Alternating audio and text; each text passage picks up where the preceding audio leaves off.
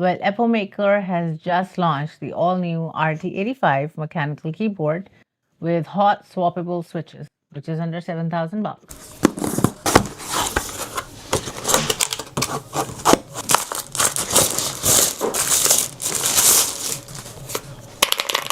Well, it's a 75% keyboard and it has a display and joystick, which makes the keyboard unique. It comes with creamy Jade 5 switches and the sound is really nice. I'm sure you can hear that. Let's talk about the battery. It comes with 8000 mAh battery, which can run up to 90 hours with display and lights on.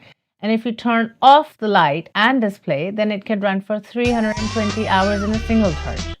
The keyboard comes with a tri-mode connectivity, that is Bluetooth, 2.4 dongle and wired, and you can connect 3 different Bluetooth devices. It comes with 1000 Hz polling rate in wired and 125 Hz in Bluetooth and 2.5G connectivity.